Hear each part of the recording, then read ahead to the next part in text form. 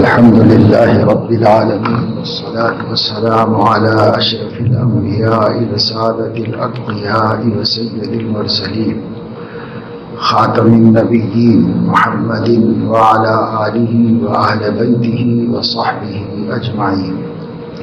أما بعد فقد قال رسول الله صلى الله عليه وسلم: اتق الله حيثما كنت واتبع السيئة الحسنة تمحها وخالق الناس بخلق حسن، اور كما قال علیہ الصلاۃ والسلام.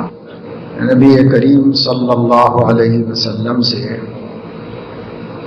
ایک دفعہ کچھ واعظ نصیحت کرنے، اہم اور ضروری باتوں کی تلقین کرنے کی گزارش کی گئی تو آپ نے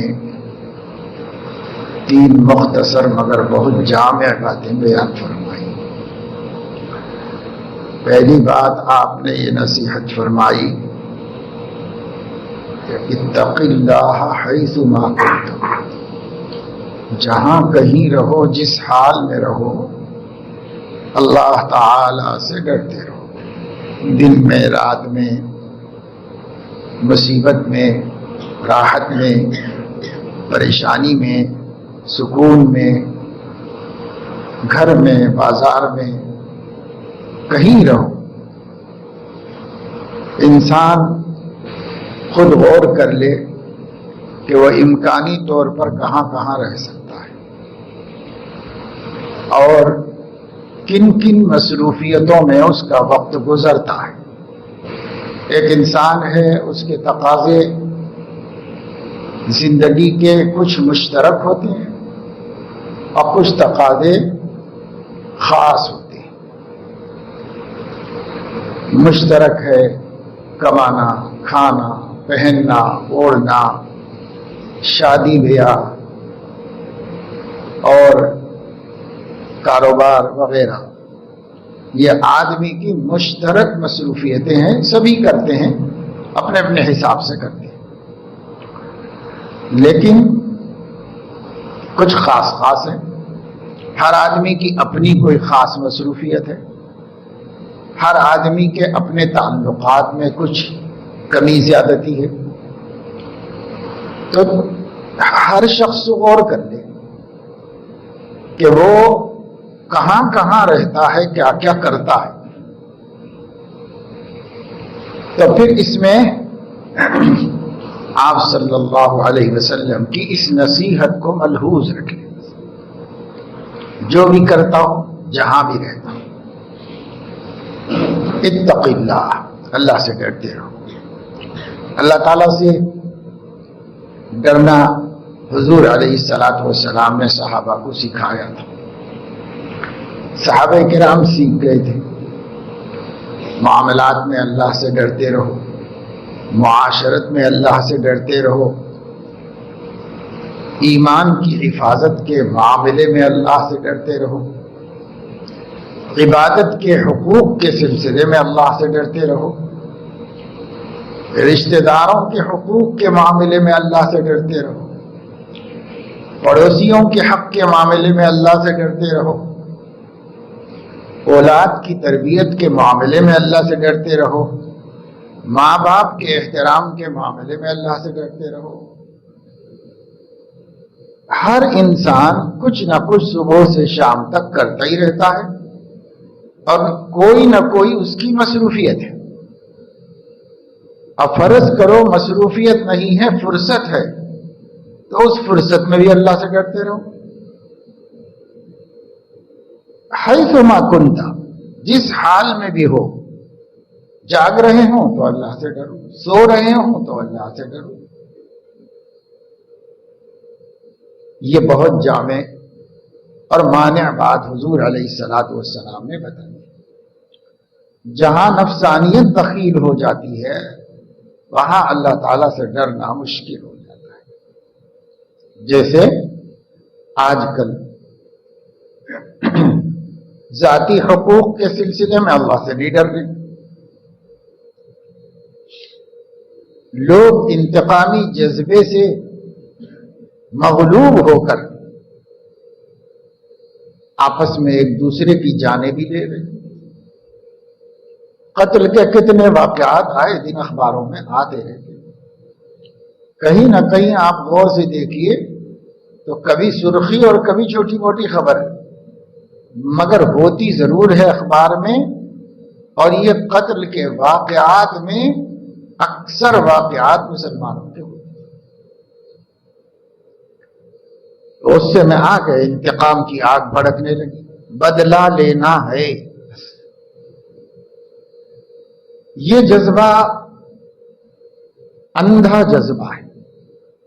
اس اندھے جذبے کو بھلا برا اچھا خراب کچھ سمجھ میں نہیں آتا.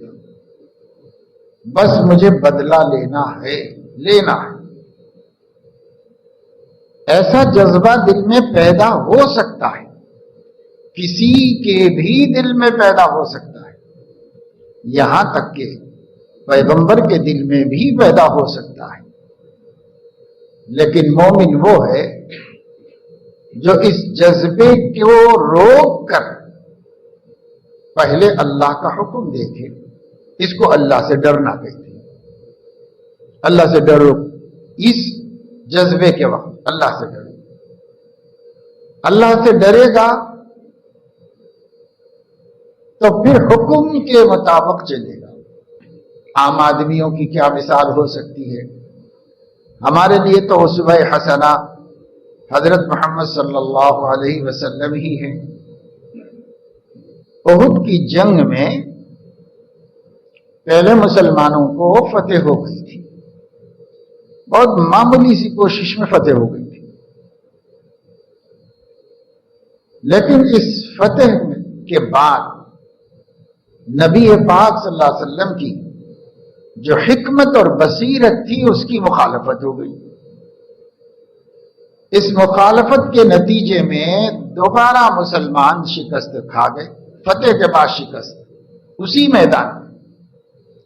پہلے فتح ہو گئی اور شام ہوتے ہوتے شکست. افراتفری کا ماحول ہو گیا. امت بھی مصیبت میں مبتلا ہوئی اور نبی بھی مصیبت اور تکلیف میں مبتلا ہو. پھر جب یہ اللہ تعالیٰ کی مدد آئی، مسلمان تازہ دم ہو کر پھر سے اپنے کو جمع کرنے میں اور اپنی ہمت جمع کرنے میں کامیاب ہوئے، تو انہوں نے پھر جم کے مقابلہ کیا تو پھر کھویا ہوا میدان واپس مسلمانوں نے لے لیا. پھر فتح بھی ہو گئی دوبارہ. تو ایک دفعہ شکست ہوئی، ایک دفعہ فتح ہوئی، پھر شکست ہوئی، پھر فتح ہوئی. اور اس میں مسلمانوں کا بہت بڑا نقصان ہوا. وہ جو بیچ کا وقت تھا جب مسلمان ہزیمت خوردہ منتشر ہو گئے تھے، اس میں 70 صحابہ کرام کی جانیں چلی گئی. اللہ کو پیارے ہو گئے کیونکہ دشمن اس وقت حکمت سے آیا تھا اور مسلمانوں کی حکمت مسلمانوں نے توڑ دی تھی.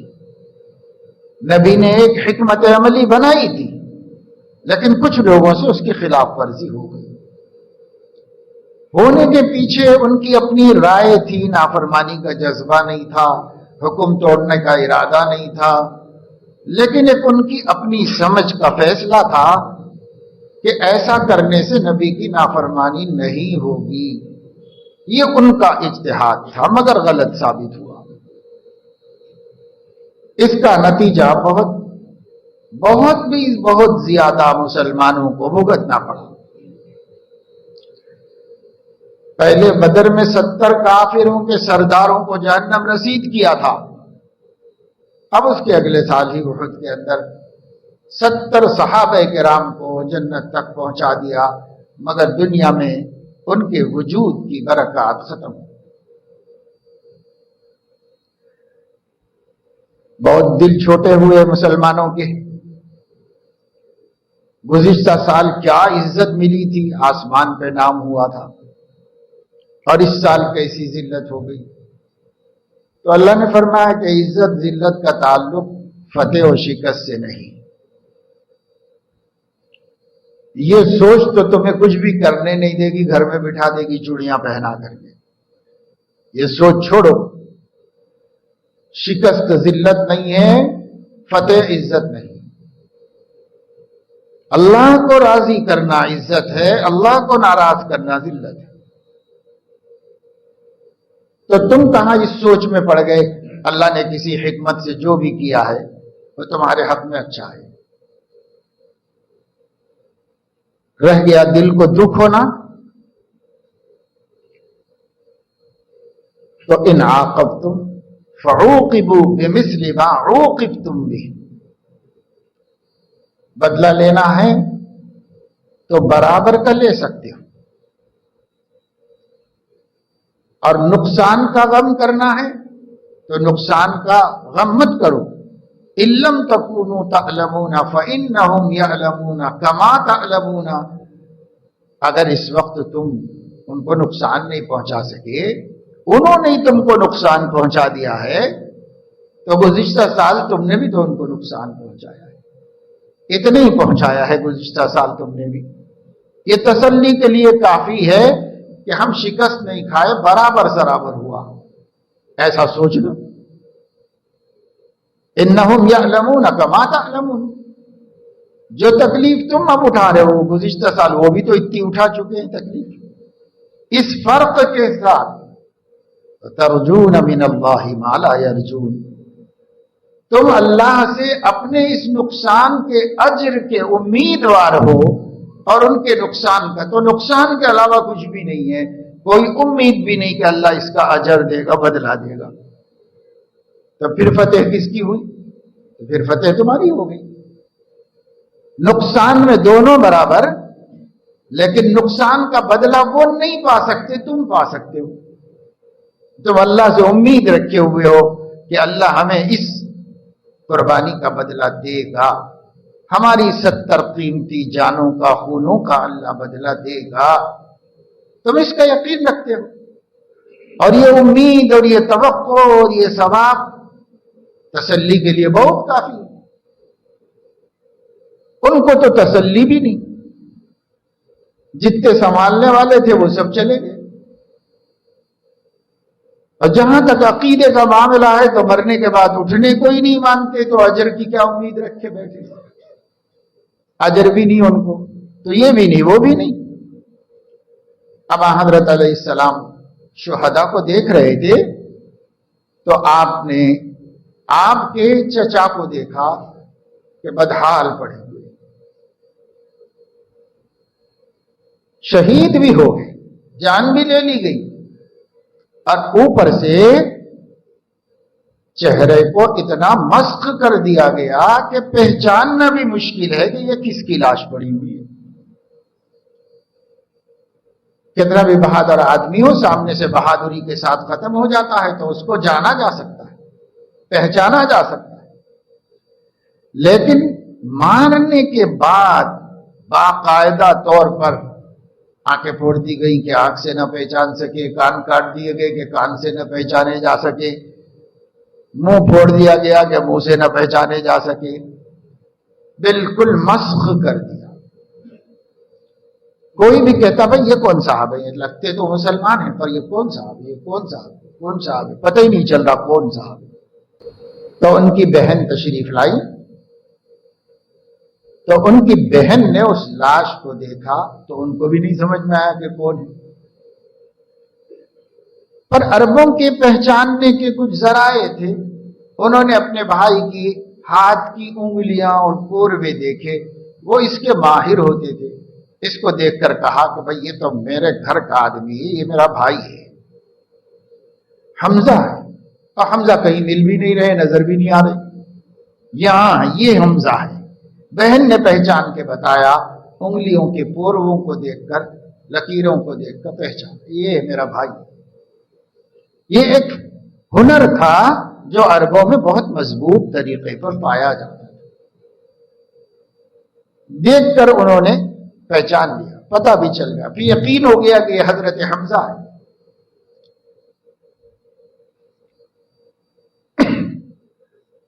جتنے تھے 70 کے 70 تدفین کیے گئے، حضرت حمزہ کو بھی دفن کرنا تھا، کپڑے میں لپیٹنا چاہتے تھے کفن کے لیے، ان کا قد بہت بڑا تھا، ایسی کوئی چادر نہیں ملی کہ جس میں ان کو کفنایا جا سکے، لپیٹ دیا جا سکے۔ سر کی طرف کھینچتے تو پیر کھل جاتے تھے، پیر کی طرف کھینچتے تو سر کھل جاتا تھا۔ حضور علیہ السلام نے فرمایا ایک سائڈ کر کے پیروں کی طرف اس خر ڈال دو، گھاس وغیرہ ڈال کر اس کو بند۔ اب جو کچھ بیتی آپ پر بیتی آپ کی زبان سے نکل گیا، بخدا میں 70 کافروں کی یہی گت بناؤں گا جو انہوں نے میرے چچا کی بنائی، اور آپ نے ان کو سید الشہداء کا خطاب دیا، اور 70 کافروں سے بدلہ لینے کا عہد کیا حضور علیہ السلام۔ یہ جذبہ ہے نا، انسانی جذبہ ہے، یہ بشری تقاضا ہے، حضرت علیہ السلام کے بھی قلب میں پیدا ہوا، اور آپ کے بھی اندر یہ جذبہ آیا، یہ جذبہ انتقام، بدلہ لوں گا، اور وہ بھی ایک سے نہیں 70 سے لوں گا، اور قسم بھی کھا دی۔ تو کیا آپ نہیں کر سکتے تھے؟ برابر کر سکتے تھے، ایسا کمزور نہیں تھے، طاقت تھی۔ اب نہیں تو آگے آپ کی طاقت بڑھتی ہی چلی جا رہی ہے، آپ ایسا کر سکتے تھے، قسم پوری کر لے سکتے تھے، لیکن اللہ تعالیٰ نے وحی نازل فرمائی، اے میرے پیارے نبی، میرا قاعدہ سب بندوں کے واسطے وہی، انسان ہونے میں تو وہ بھی برابر کے شریک ہے، مومن نہیں ہے وہ میں حساب لوں گا، لیکن انسان ہونے میں وہ برابر کے شریک ہے۔ آپ ایک انسان کے عوض ایک انسان سے انتقام لے سکتے، سب سے نہیں لے سکتے۔ آپ یہ 69 کس خانے میں جائیں گے بھائی؟ ایک کا تو حق بنے گا، لیکن اور 69 کس خانے میں جائیں گے؟ تو وہ ظلم کے خانے میں چلے جائیں گے۔ اس لیے اللہ سے ڈرو، ان عاقبتم فعاقبوا بمثل ما عوقبتم به۔ اللہ پاک جب کسی غلطی کی گرفت کرتے ہیں تو حضرت علیہ السلام کے قلب مبارک کی نزاکت و نفاست کی رعایت کرتے ہیں، اور خطاب صحابہ سے کر لیتے ہیں۔ کہنا تو آپ ہی کو ہے کہ آپ ہی نے ایسا کیا اس وقت، اور قانون بھی سارے عالم قیامت تک کے لیے بتا دینا ہے، اس لیے مسلمانوں کو مخاطب کیا، ان عاقبتم فعاقبوا بمثل ما عوقبتم به۔ مسلمانوں اگر تم کو بدلہ لینا ہے تو اتنا ہی جتنا کہ تمہارے ساتھ ظلم ہوا ہے، بس اتنا ہی بدلہ لے سکتے ہو۔ وَلَئِن صَبَرْتُمْ لَهُوَ خَيْرٌ لِّلصَّابِرِينَ۔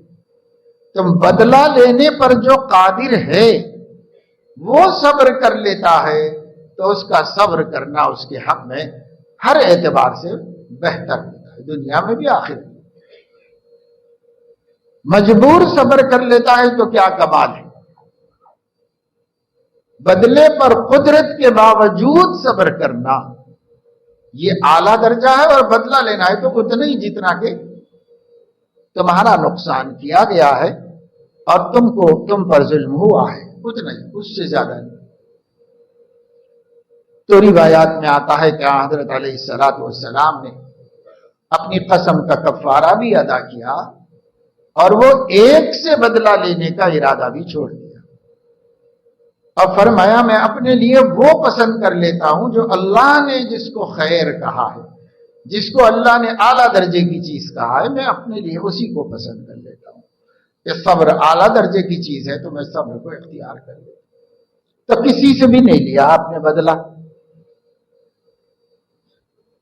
نہ لینے سے آپ کا تو کوئی نقصان نہیں ہوا، لیکن وحشی کا یہ فائدہ ہوا کہ وہ اہل ایمان میں داخل ہوئے اور جنتی بن گئے، نہیں تو ہمیشہ کے لیے جہنمی رہتے۔ اور آپ کا کچھ نقصان نہیں ہوا کہ جب آپ نے اپنے لیے اعلیٰ چیز کو پسند کیا تو اللہ نے آپ کے لیے اعلیٰ مقام طے فرما دیا، اس لیے نقصان کچھ نہیں ہوا اور اس کا فائدہ ہو گیا۔ بتانا صرف یہ ہے کہ دیکھو یہ جذبہ کا وقت ہے، جذبہ انتقام آنا ہی چاہیے تھا نبی کے قلب مبارک میں، اور آیا، لیکن جب دین سامنے آیا تو دین کے آگے سرنڈر ہو گئے، اور اس کے بعد آپ نے اپنے جذبہ انتقام کو قابو میں کر دیا۔ دکھ نہیں رہا ہوگا، کب تک رہا ہوگا حضور علیہ السلام؟ بہت دکھ، یہاں تک کہ کافی عرصے کے بعد جب حضرت وحشی نے احساس ہوا، توبہ کی، معلوم کروایا کہ کیا میں بھی اسلام کے دامن میں آنا چاہوں تو آ سکتا ہوں، ایسا خانمہ برباد، ایسا نصیبہ خراب آ سکتا ہوں؟ تو کہا گیا کہ بھائی اللہ کے بندے ہو، میرا کیا دخل ہے اس میں؟ اللہ کے بندے ہو، اللہ نے دروازہ کھلا رکھا ہے، تم بھی آنا چاہتے ہو تو آ سکتے ہو، اللہ نے سب بندوں کے لیے کھول کے رکھا ہے دروازہ۔ تو آئے اور مسلمان ہوئے، لیکن آپ نے ان سے فرمایا اگر تم سے ہو سکے تو پیٹھ پیچھے بیٹھا کرو، آیا کرو، ملا کرو، مجلس میں بیٹھا کرو، فائدہ اٹھایا کرو، میں کسی تمہارے حق سے تم کو محروم نہیں کرتا، لیکن یہ ہے کہ بجائے سامنے بیٹھنے کے کہیں نظروں سے اوجھل بیٹھا کرو۔ علماء نے فرمایا ہے کہ یہ آپ نے اس لیے فرمایا کہ آپ حضرت حمزہ کو ہر وقت یاد رکھتے تھے اور ان کی مظلوم شہادت کا احساس آپ کو ستاتا تھا۔ اگر جو اس کا سبب بنا ہے وہ شخص نظر آئے گا تو دکھ میں اضافہ ہوگا،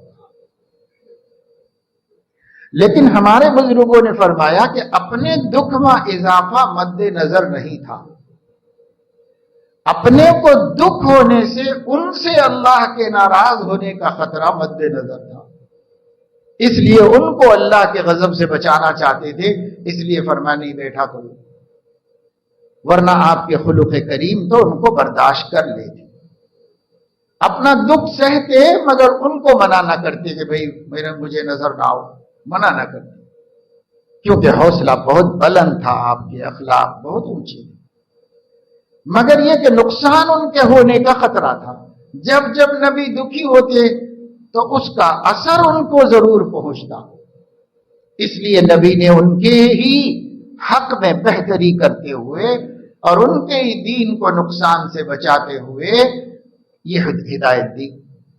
مگر اس سے پتہ چلا کہ حضور علیہ السلام بھولے ہوئے تو نہیں تھے اپنے چچا کے غم کو، یاد رکھے ہوئے تھے، لیکن عمل کس پہ ہو رہا ہے؟ وہ جو اللہ کا حکم ہے بس اسی پہ چل رہے ہیں، اسی پر عمل ہو رہا ہے۔ تو اس کو کہتے ہیں جذبہ انتقام پر اتق اللہ، اللہ سے ڈرو،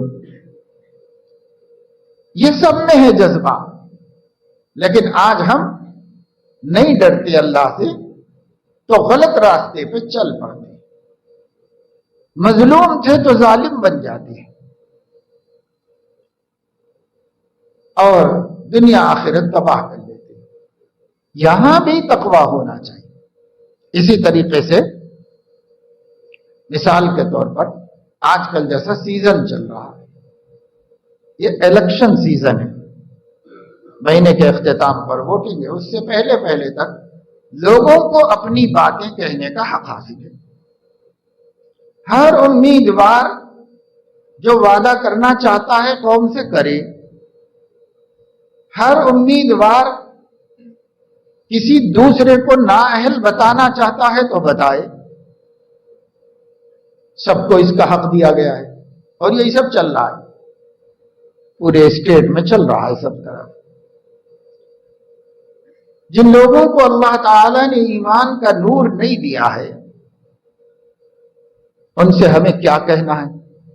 ان سے تو اتنا ہی کہنا ہے کہ بھائی نور ایمان حاصل کر لو، اسی نور کے بعد تمہیں سب کچھ سچا لگے گا، اچھا لگے گا، ابھی کچھ نہیں لگے گا۔ ان کے لیے ایک ہی دعوت ہے، دعوت الی ایمان، سب سے بڑی خیر خواہی، بے ایمانوں کی محبت میں، خلوص میں، یگانگت میں، یکجہتی میں اگر ہو سکتی ہے سب سے بڑی خیر خواہی، تو وہ ان کو جہنم کی آگ سے بچانے کی خیر خواہی، اس سے بڑی تو کوئی خیر خواہی نہیں۔ اس لیے ان کو تو یہی دعوت ہے کہ بھائی وہ اللہ کے سچے دین کو پہچانیں اور اللہ کے سچے دین کو قبول کریں، مومن بنے تو دل میں ایک نور پیدا ہوگا، یہ نور ایمان تم کو حق و باطل میں تمیز کرائے گا۔ اس سے پہلے ان کو کچھ بھی بولنے کا کیا فائدہ ہے؟ روشنی ہی نہیں ہے تو رستہ کیسے نظر آئے گا ان کو؟ لیکن میں بات ان کی کر رہا ہوں جو صاحب ایمان ہے، انہیں روشنی مل گئی ہے ایمان لانے کی وجہ سے، کلمے کی برکت سے دل بھی روشن، دماغ بھی بیدار ہے۔ لیکن اس کے باوجود مسلمانوں کے لیے کیا زبان استعمال کر رہے ہیں؟ مسلمانوں کے لیے کون سی اخلاق پر چل رہے ہیں؟ کئی حلقے ایسے ہوتے ہیں جہاں مسلمان ہیں ایک جماعت سے، کسی اور جماعت سے بھی مسلمان ہیں، تو بھائی قانون نے حق دیا ہے، جتنے چاہے کھڑے ہو جاؤ اور جتنے چاہے لڑو، آپ کے حق استعمال کرنے پہ تو کون اعتراض کر سکتا ہے؟ لیکن سب سے پہلے یہ سوچنا چاہیے کہ میں یہ اقدام ذاتی غرض کے لیے کر رہا ہوں، ملت کی غرض کے لیے۔ بولنے کو بولنا بہت اچھا آتا ہے، سب کو آتا ہے، مجھے بھی آتا ہے۔ اپنے آپ سے پوچھ لے، اپنے ضمیر سے سوال کر لے، یہ جو میں یہاں امیدوار بن رہا ہوں محض کسی کو ہرانا مقصد ہے یا اس حلقے کے لوگوں کی صحیح خدمت کرنا مقصد ہے؟ اس لیے کہ ایسے لوگ بھی امیدوار ہوتے ہیں جن لوگوں کو خدمت کا کوئی بھی جذبہ نہیں ہے، اور بسا اوقات وہ خود جانتے ہیں کہ نہ میں جیتنے کا نہ جتانے کا، لیکن کوئی مجھے دنیاوی مفاد کا لالچ دے رہا ہے، اس لالچ میں آ کر کسی کے مد مقابل کھڑے ہو جانا۔ ہوتا ہے کہ نہیں ہوتا ہے؟ ہر آنکھ رکھنے والا دیکھ رہا ہے، ہر ماضی میں بھی تجربے ہو چکے، اب بھی چل رہے ہیں تجربے، پہلے بھی ہو چکے ہیں یہ تجربے۔ تو اگر آدمی کا مقصد کسی کو ضرر پہنچانا ہے تو وہ یہ نہ سمجھے کہ یہ تو سیاست ہے، اس میں تو سب چلتا ہے۔ نہیں، مومن ہے تو اس کی سیاست بھی مومن ہونی چاہیے، مومن ہے تو اس کے اخلاق بھی مومن ہونے چاہیے۔ ایسا نہیں ہے کہ نماز میں تو آپ کو اسلام پہ چلنا ہے اور سیاست میں آپ کو بدماشی پہ چلنا ہے، منافقت پہ چلنا ہے، مسلم دشمنی پر چلنا ہے، نفس پروری کرنا ہے۔ سیاست میں سب چلتا ہے، سیاست میں چلتا ہوگا، لیکن مومن کے ساتھ تو نہیں چلتا ہے، مومن تو نہیں چلاتا کہیں ایسا۔ اخلاص ہونا پڑے گا، نہیں تو آپ کی یہ جد و جہد، یہ محنت، یہ پیسہ جو آپ رائے گاہ کر رہے ہیں، وہ رائے گاہ ہیں دنیا میں تو لوٹ گیا، آخرت میں حساب دینا ہے، اللہ کے سامنے اس کا حساب دینا ہے کہ یہ کس مصرف میں گیا، کس کام پہ خرچ ہوا۔ اسی طریقے سے ووٹ ڈالنے والے لوگ ہیں، لوگ ان کو رشوتیں دے رہے ہیں، کتنا الیکشن کمیشن پابندی لگائے تو وہ کون سے سرخاب کے پر لگا کے بیٹھا ہے، وہ اپنی بے وصولیاں کر رہا ہے اور اس کے کہنے پر کون اصول پہ چلنے والا ہے؟ چل رہا ہے، لیکن قوانین تو ہیں بہت اچھے، عمدہ، بہتر، ڈسپلن مینٹین کرتے ہیں اور نتائج کو غیر جانبدار اور صاف و شفاف بنا سکتے ہیں وہ ضوابط جو بنے ہوئے، پر چل کون رہا ہے اس کے اوپر؟ قواعد تو بہت اچھی ہیں، جیسے اسلام ہے کہ اسلام سے بڑھ کر ہمارے لیے اور کیا اچھا ہے، مگر اسلام کو پسند کون سا مسلمان کر رہا ہے؟ مسلمان ہی نہیں پسند کر رہے۔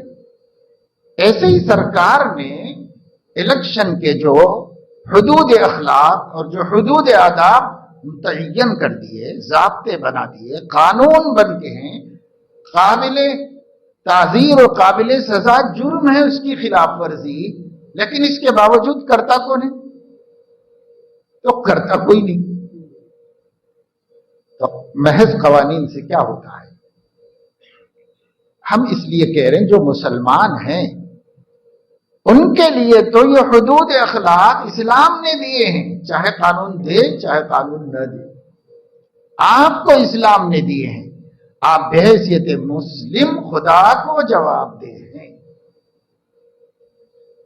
اس لیے مسلمانوں کو مسلمانوں کے ووٹ کاٹنا، اس کے باوجود کہ میرے لیے کامیابی ممکن نہیں۔ ہاں، ایک آدمی نے سنجیدہ غور کر لیا ہے، سوچ لیا ہے اور تخمینہ لگا لیا ہے، سورسز پر نظر کر لی ہے، لوگوں میں اپنی قبولیت کا اندازہ بنا لیا ہے، اب پھر اس کے بعد اس نے دیکھا کہ جو شخص میرے مقابلے میں ہے وہ امت کے لیے مفید نہیں ہے، انسانوں کے لیے نقصان دہ ہے، وہ خود غرض آدمی ہے۔ اب میں آ کے کھڑا ہوتا ہوں تو میں جیت بھی سکوں گا اور جیت کر کے انسانیت کی اچھی خدمت کرنے کا جذبہ رکھتا ہوں۔ ایسا شخص ضرور کھڑے بھائی۔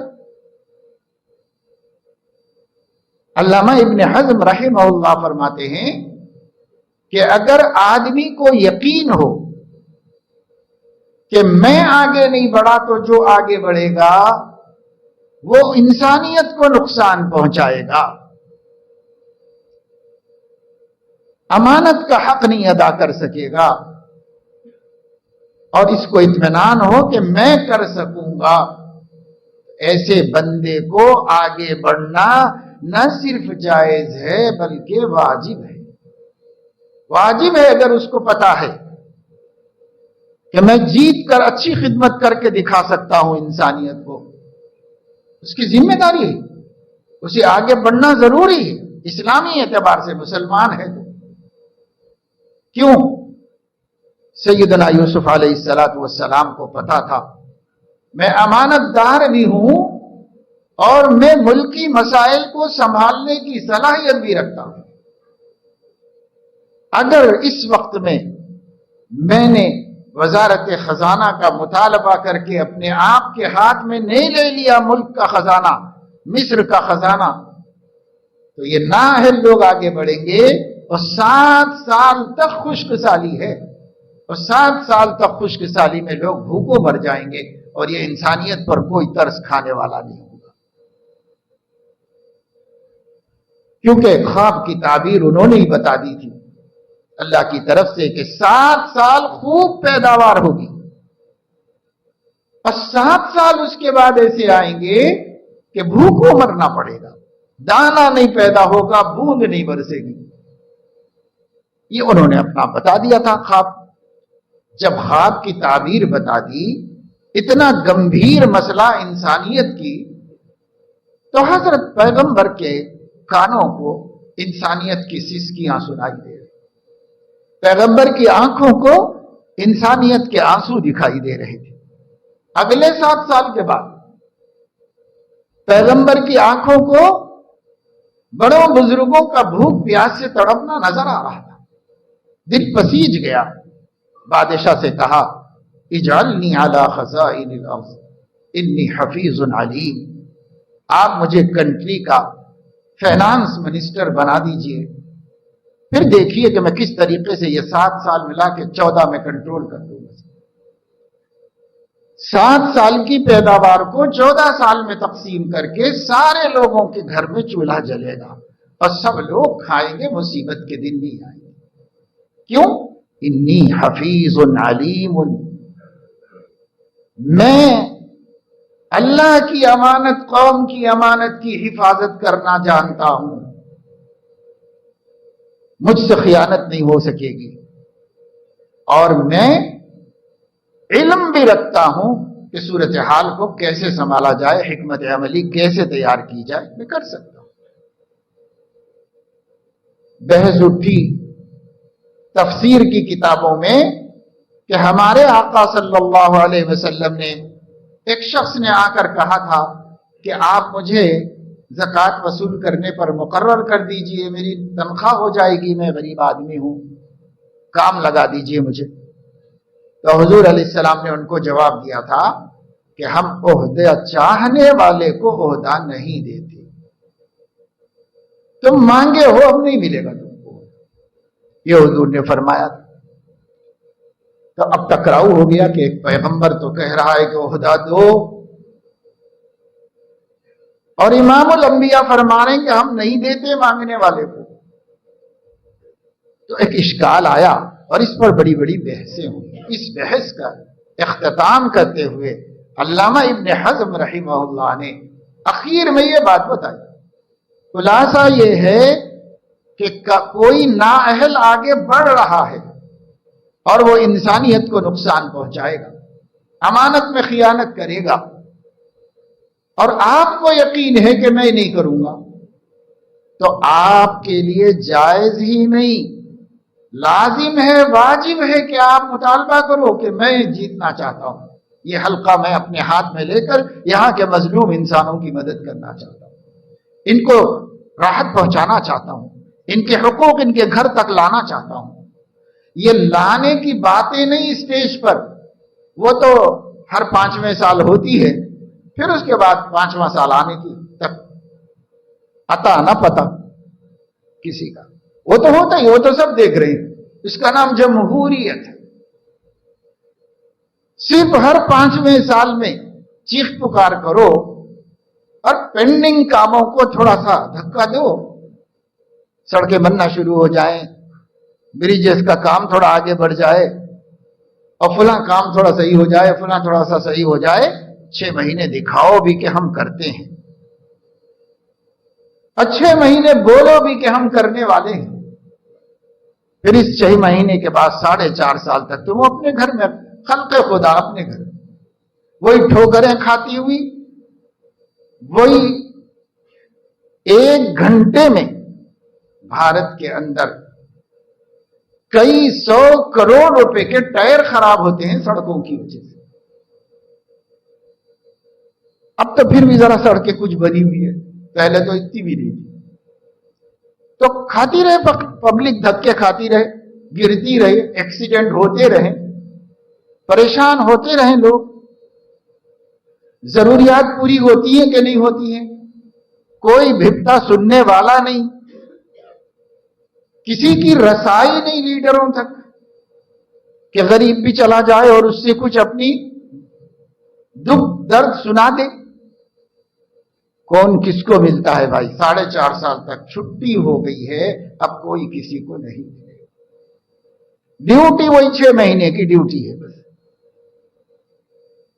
تو ایسا تو ہم دیکھ ہی رہے ہیں، لیکن ہم کہتے جو مسلمان ہیں کچھ امتیاز اپنا بتا سکتے ہیں کہ ہم مسلمان ہیں، ہم کسی کو گرانے کے لیے نہیں کھڑے ہوئے ہیں، ہم گرتوں کو سنبھالنے کے لیے کھڑے ہوئے ہیں ایسے مسلمان؟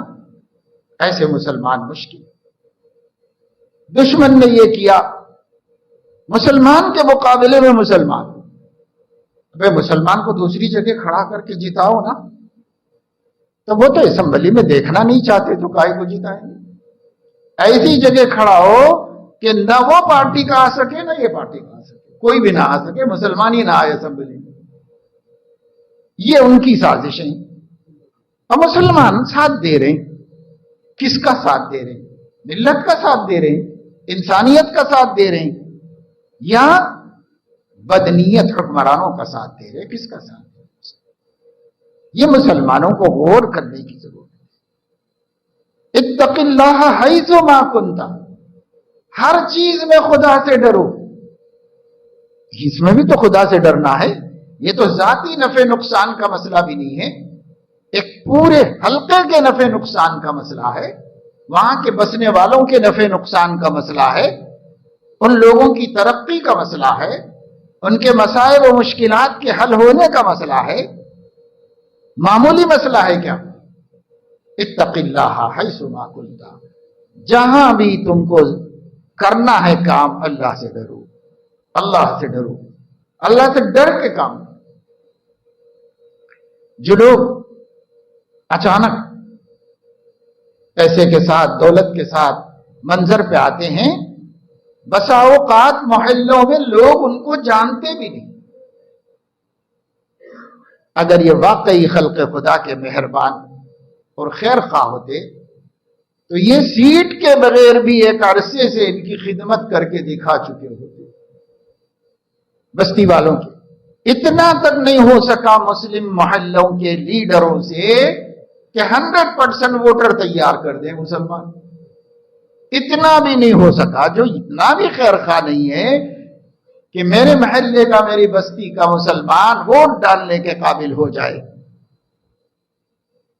اب وہ اچانک پورے محلے کا ناخدا بننے کے لیے کھڑا ہو گیا. سب چیزیں بتاتی ہیں کہ کہیں بھی تقوی اللہ نہیں. اب بعض لوگ کہتے ہیں مولانا آپ کیا بات کر رہے ہیں، یہاں تقوی وقوی کچھ نہیں چلتا، یہاں پہ صرف لقوہ ہی چلتا ہے. منہ ٹیڑھا ہو، آنکھیں ٹیڑھی ہو، ہاتھ پیر ٹیڑھے ہو جائیں، یہ لقوہ ہی چلتا ہے یہاں تقوی نہیں چلتا. تو ہم کہتے ہیں کہ بھائی ہم آپ سے نہیں بول رہے، ہم مسلمان سے بول رہے ہیں. اگر اس نے کلمہ پڑھا ہے تو اس کا نبی کہہ رہا ہے اتق اللہ حیث ما کنت. تو کچھ بھی کر رہا ہو اللہ سے ڈرنا پڑے گا تجھے، اللہ سے ڈر کے کرنا پڑے گا. یہ ہم مومن سے بات کر رہے ہیں. اور اگر کوئی مومن نہیں ہے، وہ کچھ بھی اس کی سیاست ہوگی، وہ جانے گا، ہم کیا کر سکتے ہیں. اس کے لیے بھی ضابطۂ اخلاق بنا ہوا ہے. اب اگر وہ اس سے بھی نہیں چلتا تو اسے قانون سے، عدالت سے کوئی ڈر نہیں ہوگا، اس وجہ سے نہیں چلتا ہوگا. تو ہم کیا کہہ سکتے ہیں. لیکن مسلم سے تو کہنا ہی ہے، باہر صورت کہنا ہے مسلم سے، اور ہر عالم کو کہنا چاہیے. اور ہمارے لیڈروں کا، مسلم لیڈروں کا یہ جواب کہ ارے مولانا یہاں سے کوئی یہ سب نہیں چلتا، اس سے ڈرنا نہیں، اس سے مرعوب ہونا نہیں. نہیں چلتا تو خدا حکم کیوں دیتا؟ نبی فرماتے کہ اتق اللہ، اللہ سے ڈرا کرو، الیکشن کو چھوڑ کر باقی سب چیزوں میں ڈرا کرو. ایسے نبی فرماتے. لیکن ایسا تو کہیں نبی نے نہیں فرمایا کہ الیکشن میں نہیں ڈرنا ہے اللہ سے. یہ تو نہیں فرمایا نبی نے. جب نبی نے یہ نہیں فرمایا ہے تو مسلم ہے، ماننا پڑے گا اپنے نبی کی بات کو. اپنے نبی کی بات ماننی پڑے گی. سرخ روئی، سربلندی، کامیابی، سکون، سرور اور امت مسلمہ کا بھلا اور ان کا خیر ہمارے قوم کے لیڈروں کے خدا سے ڈرنے پر موقوف ہے. وہ نہیں ڈریں گے خدا سے تو کبھی یہ ہماری کل سیدھی ہونے والی نہیں، کبھی بھی سیدھی ہونے والی نہیں، کسی سے بھی نہیں ہونے والی. اس لیے ہم بات حدیث شریف کی 3 باتوں کی آئی، مثال دے رہا تھا میں، تو یہ تازہ بات بھی ذہن میں آئی، اس لیے میں نے بتا دیا. تو خاص یہ عنوان نہیں تھا میرا، مگر یہ وقت ہے یاد دہانی کرانے. مسلمان کہیں سے بھی انتخاب لڑنے کے لیے کھڑا ہو رہا ہے، اپنے دل کو ٹٹول کے دیکھے کہ وہ کس کو فائدہ پہنچانا چاہ رہا ہے، کس کو نقصان پہنچانا چاہ رہا ہے. چنٹکوں کے خاطر، کوڑیوں یا کروڑوں کے خاطر اگر آپ نے مسلمانوں کے بلکہ انسانیت کے ظالموں کو قوت پہنچائی ہے تو یاد رکھو آپ اسی دنیا میں نہیں رہنے والے ہو. ایک دن اس کا سامنا کرو گے جس کی گرفت سے کوئی بچ کے نہیں نکل سکتا. نہ RSS کے سورما بچا سکتے ہیں، نہ BJP کے بڑے بڑے حکمراں بچا سکتے ہیں۔ یہ اب تو بات کروڑ سے نیچے کی ہے ہی نہیں نا، 50 کروڑ لے لو، 100 کروڑ لے لو، ہزاروں کروڑ صرف لو دو اور خرید و فروخت پہ اس دور میں خرچ ہوتے کس کے ہیں؟ پیسے خرچ کرنے والے کے باپ نے میراث میں نہیں چھوڑے یہ پیسے، اس نے قوم کا خون چوسا ہے اور قوم ہی کے سکون کو غارت کرنے کے لیے پیسہ لگا رہا ہے کہ میرا تخت محفوظ رہے، قوم چاہے بہاڑ میں جائے۔ یہ ہے مسلمانوں کا۔ یہ اگر بے ایمان لوگ سوچتے ہیں تو سوچیں، لیکن مسلمان تو نہیں سوچ سکتا۔ مسلمان اللہ سے ڈرتا ہے، مسلمان خوف خدا کرتا ہے، اس لیے مسلمان کو اللہ تعالی سے ڈرنے کی ضرورت ہے۔ یہ بات ہم کو ہر امیدوار کے سامنے رکھنا چاہیے اور ان سے کہنا چاہیے کہ بھائی حساب ہوگا، اللہ کے پاس حساب ہوگا۔ جن کو سیدھے سے جہنم میں جانا ہے ان کا حساب بھی نہیں، لیکن جن کو جنت میں جانا ہے حساب دینا ہے، تو آپ سے حساب ہوگا اور آپ کو بتانا پڑے گا کہ میں نے جو کچھ کیا تھا وہ واقعی سوچ سمجھ کر میرے مفاد میں نہیں، قوم کے مفاد میں کیا تھا۔ تب تو اللہ نہیں پکڑیں گے اس کو، اور اللہ تو دلوں کے بھید جاننے والے ہیں۔ پوچھتے صرف قانونی طور پر ہے کہ حجت ہو جائے، پوچھا نہیں تھا ہم سے اس لیے پوچھتے ہیں، پوچھنے کی ضرورت نہیں۔ دلوں کے اندر چھپی ہوئی باتوں کو اللہ جانتے ہیں۔ ما تخفی الصدور، جو تم نے سینوں میں چھپایا ہے اللہ اس سے باخبر ہے۔ یعلم ما تبدون وما کنتم تکتمون، جو تم زبان سے ظاہر کرتے ہو وہ بھی جانتا ہے، جس کو تم دل ہی دل میں چھپا کے رکھے ہو اس کو بھی جانتا ہے۔ تو اس کے سامنے کھڑے ہونا ہے مسلمانوں کو، چاہے وہ علماء ہو، چاہے وہ مسجد کا امام ہو، چاہے وہ اذان دینے والا ہو، چاہے وہ مسجد میں جھاڑو لگانے والا ہو، چاہے وہ ڈاکٹر ہو، چاہے وہ حکمراں ہو، چاہے وہ MLA ہو، MP ہو، کارپوریٹر ہو، اور چاہے وہ معمولی سی معمولی خدمت پر مامور ہو، سڑک پہ جھاڑو لگانے کی ذمہ داری ہو، سب اگر مومن ہیں تو اپنی زندگی کا حساب اللہ کو دیں گے۔ اللہ کو زندگی کا حساب دیں گے، سب دیں گے، کوئی نہیں بچے گا، سب کو حساب کے لیے سامنے آنا ہے اللہ کے۔ تو ایک بات میں نے بتائی کہ جذبہ انتقام میں اللہ سے ڈرو، اس کی کچھ مثالیں دی۔ معمولی معمولی باتوں میں شہر حیدرآباد میں مسلم کا قاتل ہے، ذرا سی باتوں، اور بڑی سی بڑی بات میں بھی آپ کو حق نہیں تا وقت کہ آپ مسئلے کے مطابق اس کی تحقیق نہ کریں۔ یہ نفسانیت کے لیے ایک دوسرے کو نقصان پہنچانا، اپنے نفس کے لیے لوگوں کے مال ڈبانا، اپنے نفس کے لیے لوگوں کی جان سے کھیلنا، اپنے نفس کے لیے بچوں کو یتیم اور عورتوں کو بیوہ کرنا، وہی کر سکتا ہے جو کہنے کو مومن ہے لیکن حقیقت میں اسے ایمان نہیں معلوم، اسلام نہیں معلوم، کچھ نہیں معلوم، وہی کر سکتا ہے۔ وہی لوگ کر رہے ہیں، مگر کیا ایسے لوگوں کے کرنے سے ان کا نام بدنام ہو رہا ہے یا اسلام کا نام بدنام؟ اس دین پر رسوائی آ رہی ہے ایسے کام کرنے کی وجہ سے۔ اور اسی طرح میں نے یہ بھی مثال دی کہ یہاں بھی ڈرو اللہ سے، یہاں بھی اللہ سے ڈرو، ووٹ ڈالتے وقت بھی اللہ سے ڈرو۔ اس سے تو مطلب نہیں اس جمہوریہ میں کہ آپ مسلم کو جتا رہے ہیں یا غیر مسلم کو، اس سے مطلب نہیں۔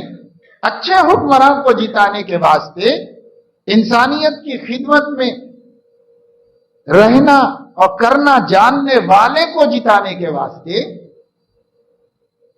اور آپ کا من کہتا ہے کہ کس کو میں جتاؤں، تو اس اسٹیٹ میں انسانیت کا فائدہ ہے، خصوصاً ملت اسلامیہ کا فائدہ ہے۔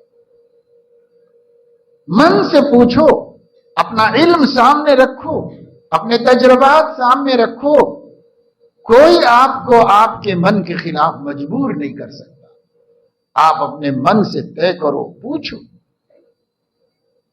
بالکل بھی نہیں صلاحیت ہے تو بستی میں جو ذی صلاحیت ہے ان سے رائے لے لو، مشورہ لے لو، معلومات حاصل کر لو، کر کے آپ سوچ سمجھ کر اس امانت کا استعمال کیجئے۔ ایک کام یہ کرنا کہ ملت کا ایک ووٹ بھی بیکار نہ جائے، سارے ووٹ استعمال ہوں۔ دوسرا کام یہ کرنا کہ ہم سوچ سمجھ کر فیصلہ کریں، اس فیصلے میں مذہب کو تو نہیں دیکھا جائے گا، اس فیصلے کے اندر انسانوں کے بھلے کو دیکھا جائے گا کہ یہ حکمراں کا کام انسانوں کا بھلا کرنا ہے، اس کو دیکھا جائے گا، اس کی اہمیت زیادہ ہو۔ اور آپ دیکھیں حیدرآباد میں حکومت تھی 400 سال تک، 450 سال تک حیدرآباد میں مسلم حکومت رہی۔ اکثریت غیر مسلموں کی جب بھی تھی اور مسلمان اقلیت ہی میں تھے، لیکن امن و امان سے تھی۔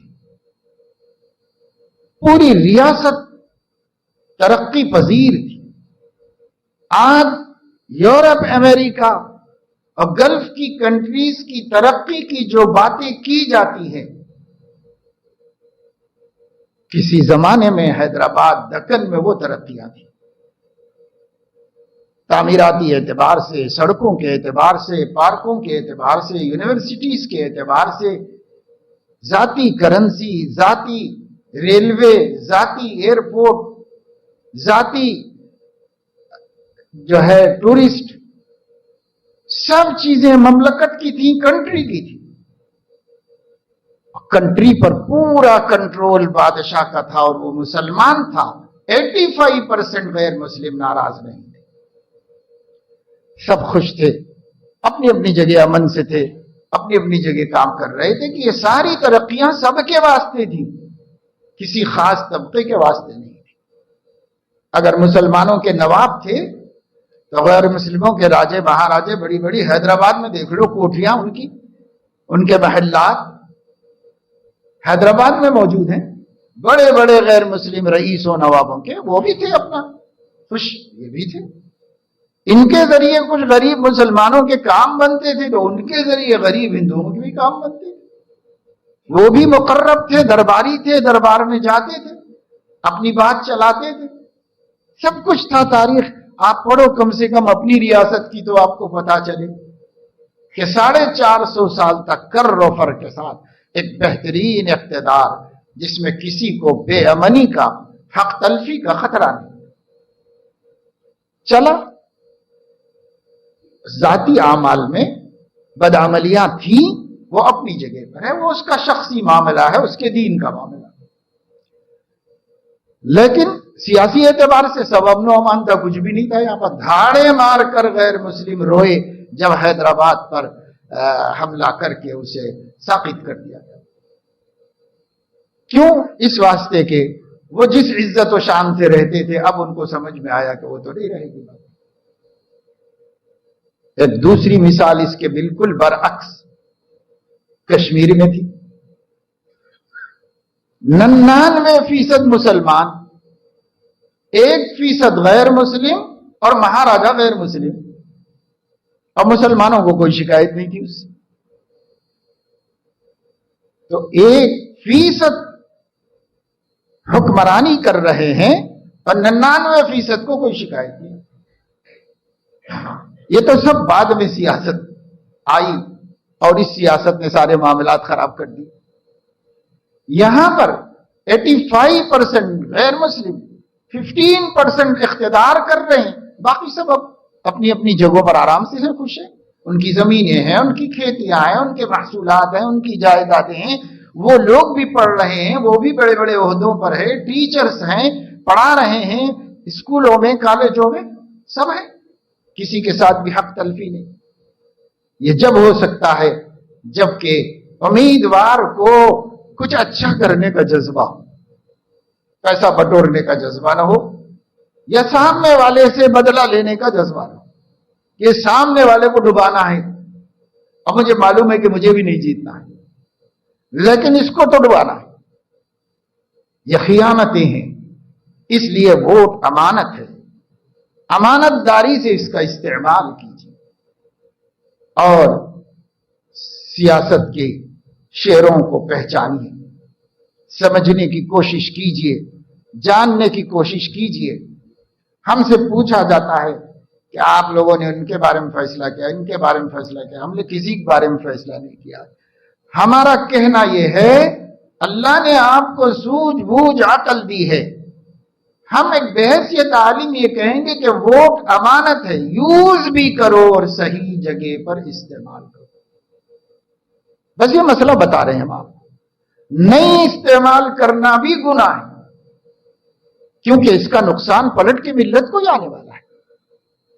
اس لیے نہیں استعمال کرنے کا جرم بھی مت کرو، اور اندھا دنیا تعصب سے استعمال کرنے کا جرم بھی مت کرو.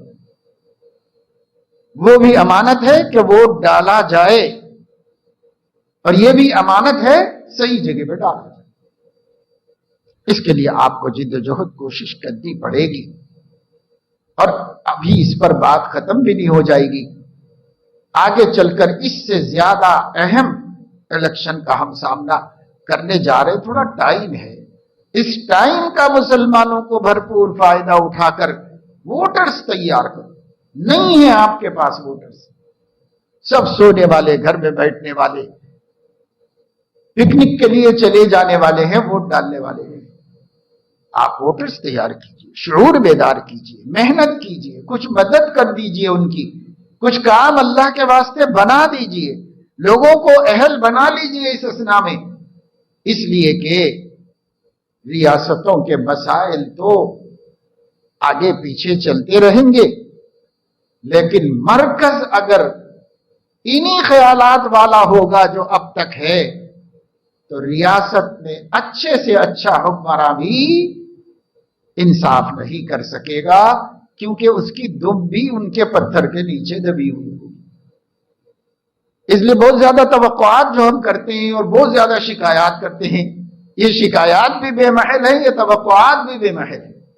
آپ بھی اس جگہ ہوں گے تو آپ کی بھی کچھ مجبوریاں آپ کو دغا بازی اور منافقت پر مجبور کریں. اس لیے سوچو سمجھو، اللہ نے عقل دی ہے، شعور دیا ہے.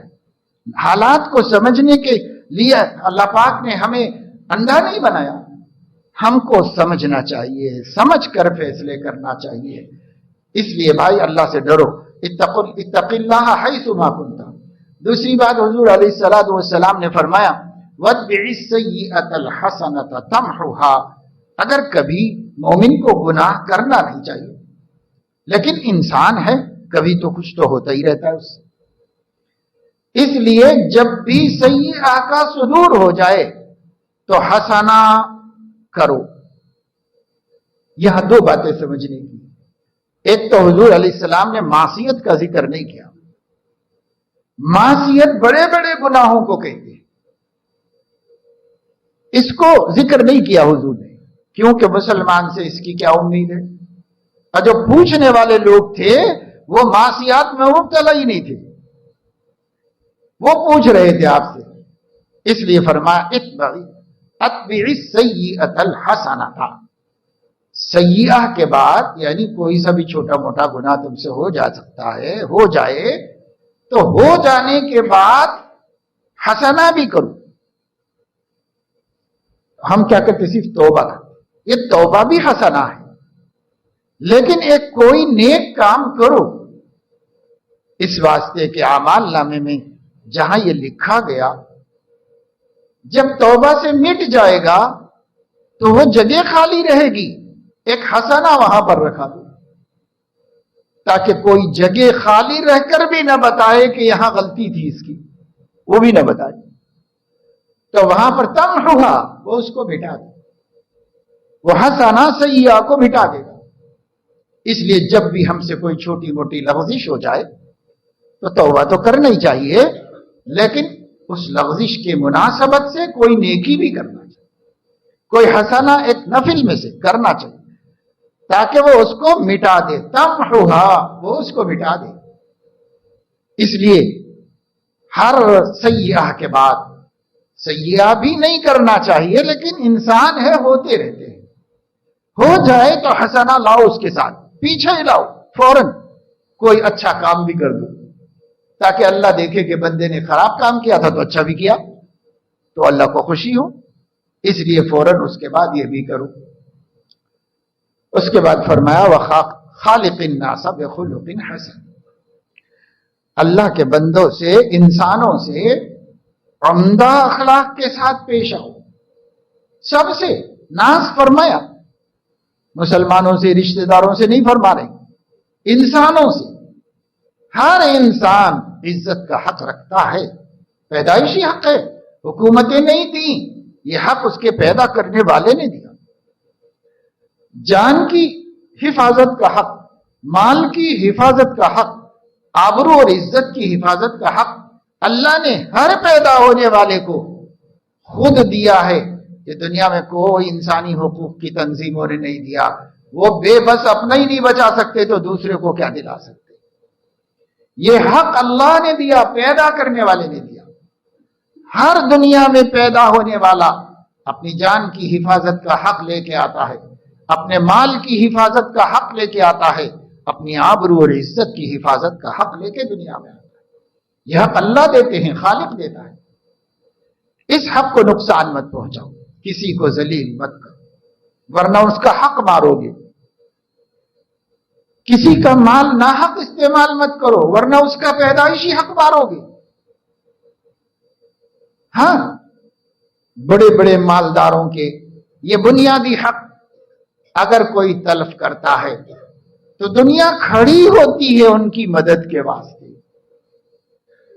لیکن بے بسوں، بے کسوں، مجبوروں، کمزوروں کا حق کوئی چھینتا ہے تو اس کی مدد کے لیے دنیا میں کوئی نہیں، کوئی آ کر اس کی مدد نہیں کرتا۔ اس لیے ہمیں خالق الناس بخلق حسن، ہر ایک انسان کے ساتھ اچھے اخلاق کا برتاؤ کرو۔ اور اچھے اخلاق کا معیار کیا ہے؟